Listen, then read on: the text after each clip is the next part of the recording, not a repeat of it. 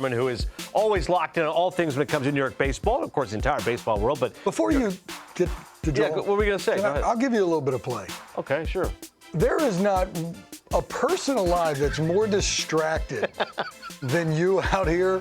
And somehow, some way, when that thing comes on, red light, you get there. I appreciate that. So I'm giving you props. That's a really nice compliment, especially on national television. Because some of that stuff you're doing during the break, getting on my nerves, not paying attention. Well, I think it offends you a little bit because I don't give you all my attention. You're kind of like a child. Now let's get to the one that's buttoned up and it's going to give us some good stuff. All right, thank you for the compliment.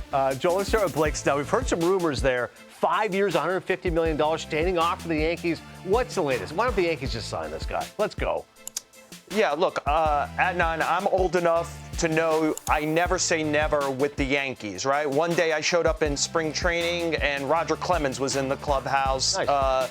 Brian Cashman went to a baseball writers' dinner, started to have a conversation with John Hart, and 3 days later they traded for Alex Rodriguez to be their third baseman. You know, these are the Yankees. I think they always stay flexible and open-minded. But I would just keep this in mind about anything they do going forward. They haven't to this point blinked on Snell and whatever the asking price is. And partially, they are 3 times in a row luxury tax payors. They're over the highest level. So, for example, if they signed Snell for $30 million right now a year, that would be $33 million in additional tax just for doing that. So he turns into a $63 million player, essentially, this year.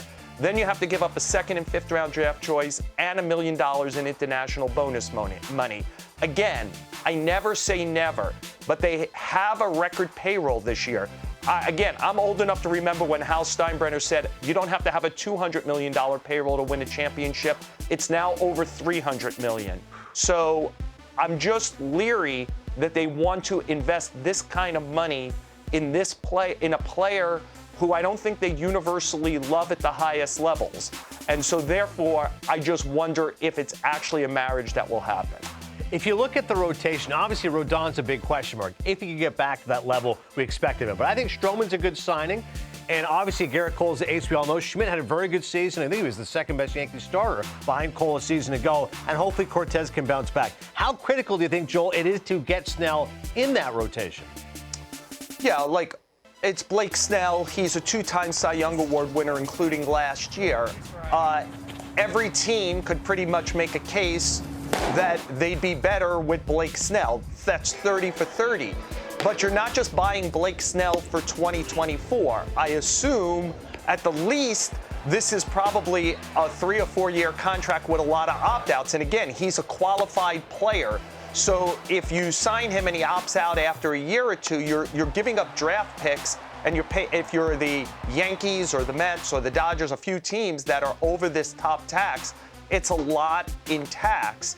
And I think the worry look, there are several worries on Snell. One of the worries on Snell is this is a guy right now, his stuff is at the top of the market, but so is his walk rate. And so the question is, if his stuff comes down over, say, a 5 or 6 year contract, will he be able to survive the walk rate like he does now with his stuff? And that has chilled the market a little bit. It is, you know, we're in February and he's not signed. I think the market is saying something about the player. We shall see. You were there at Yankees camp this past week. What's it like seeing Juan Soto fitting in well, it appears, in pinstripes? Yeah, look, their offense last year was terrible. It's lacked the lefty punch for years. Not too long ago, the Yankees kept insisting the most important thing to do was to get the best player and not try to just fit in a lefty hitter. Then all of a sudden, they've decided that they do need lefty hitters, remembering that they play their ballpark in a place with a short right field porch. Right. So, as you see here, they not only added him, they've got Alex Verdugo, Trent Grisham came in the Soto trade.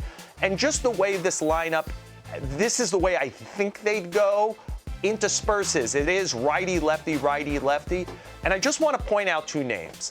At this point, if Juan Soto and Aaron Judge are healthy, I assume they're going to be 2 of the 5 best offensive players in the sport.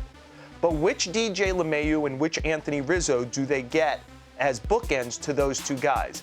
LeMahieu, in the second half last year, seemed to get his base back after the foot injury that really cost him the back end of 22, and he wasn't really locked in the first half of 23. If they get that guy, who's got like a 350, 360 on-base percentage in front of those guys, that's really good. And Anthony Rizzo was having a spectacular year before his concussion injury last year for about half a season. Do they get that guy back, protecting the back end of Soto Judge? Just that foursome, before we even get to does Verdugo and Gleyber Torres take advantage of their walk years, etc.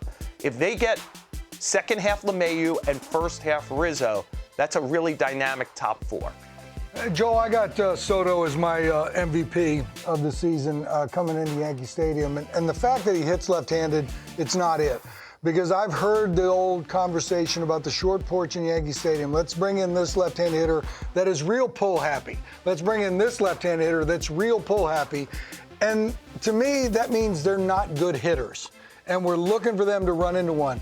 I think Soto is going to leave all parts of Yankee Stadium, and the fact that he is going to get a hanging breaking ball or two and deposit it in the short porch is one thing, but I think the Juan Soto thing is not that yesteryear left-hand hitter that the Yankees have been talking about in the past. I agree with you, Billy. I'll add a plus and a minus on this, right? I think when a guy like Teixeira or even Brian McCann came, I think they were generally pull hitters. But once you start playing at Yankee Stadium and you see how close it is, they became more pull happy. So I think it's going to take discipline by Soto not to fall into that trap and continue to be the all fields hitter that you mentioned. And I think they'd be better off with that player. And I talked to Robinson Cano last night on the phone.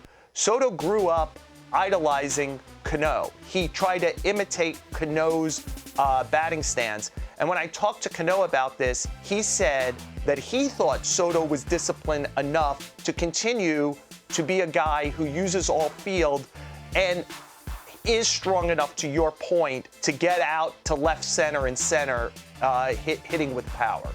That projected lineup, Joel, really stood out as Giancarlo Stanton. Mountain of a man, known for providing all this power, former MVP, now hitting 7th in that lineup.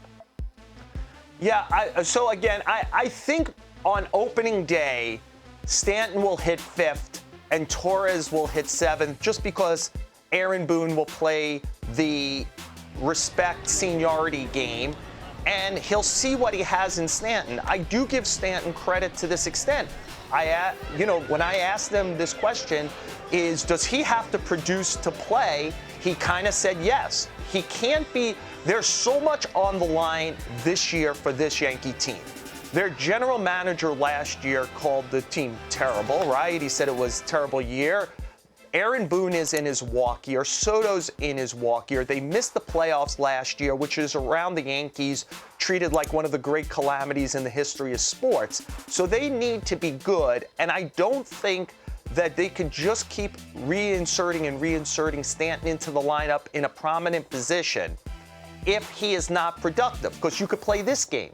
Their best defensive outfield is Verdugo in left, Grisham in center, Judge in right, and Soto is the DH. That lineup does not have Stanton in it. So Stanton, to me, has to produce to keep playing, because this is such a 300 million plus season for the Yankees. And last thing, how about a review on True Detective North Country, just wrapped on HBO? Yeah, it was a little bit like the Yankees 2 years ago. It was a good first half and a bad second half.